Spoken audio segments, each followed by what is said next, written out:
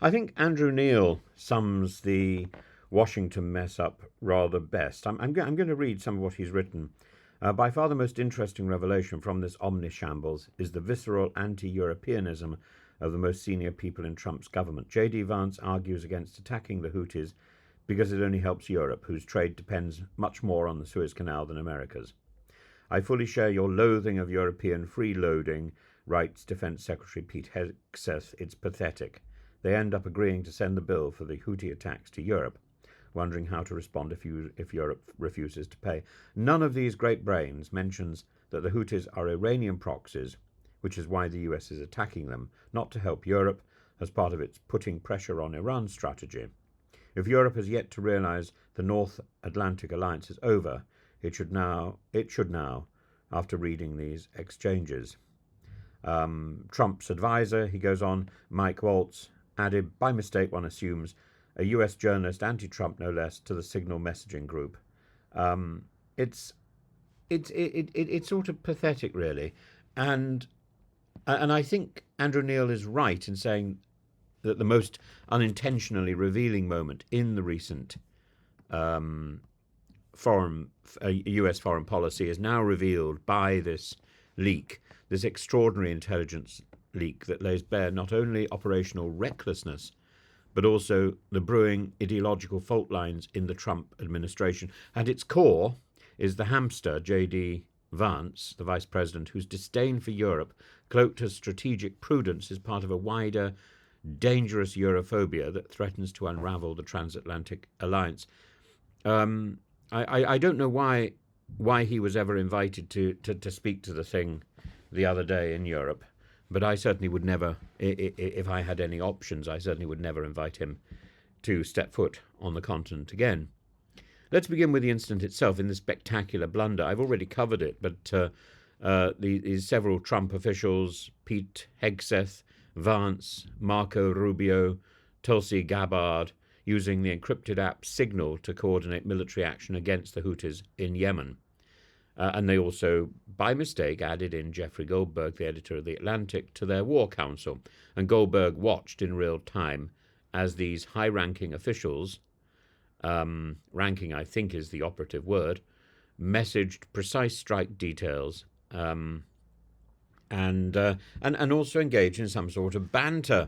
Now, Vance's comments in this chat are not merely embarrassing, they are a revelation. I just hate bailing Europe out again, and then only 3% of US trade goes through the Suez, 40% of Europe's does. From this, Vance argues that the US shouldn't act in Europe's interest, even in defense of international shipping routes, unless political messaging and economic timing are perfect. But this isn't about trade routes, this is about a worldview. And Vance has long harboured a deep scepticism, maybe contempt, for Europe.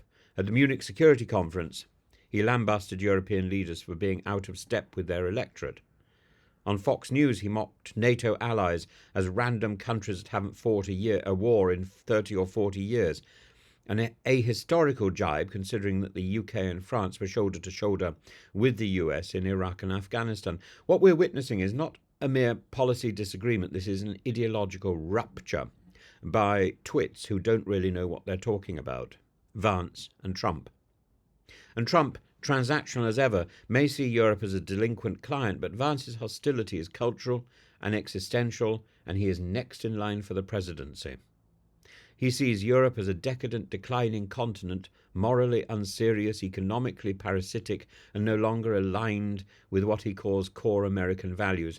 It's the Bannonite vision, Fortress America, no more allies, only competitors. And the leak itself, the use of Signal for war planning, is the inclusion of a journalist, the emoji-laden aftermath, was a diplomatic humiliation and a security disgrace. But the content of those chats is in many ways more dangerous than the method and the exposure.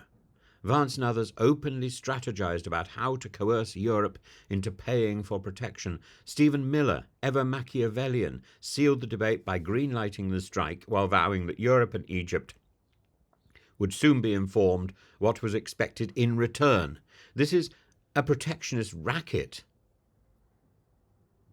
this is NATO by way of The Sopranos. And then there's the wider context. Vance's influence is growing. His advisors like Andy Baker and Dan Caldwell are shaping Pentagon's strategy. National security is being redefined in America First terms, with foreign engagement treated as a zero-sum game. Europe, once a partner, is now a freeloader to be punished, perhaps even discarded.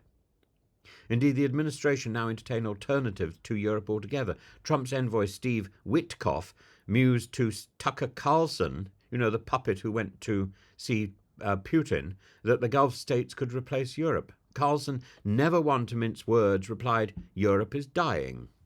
And Witkoff went even further, parroting Kremlin talking points on Ukraine, praising Putin's graciousness and seeming to support the partition of Eastern Europe. The implication?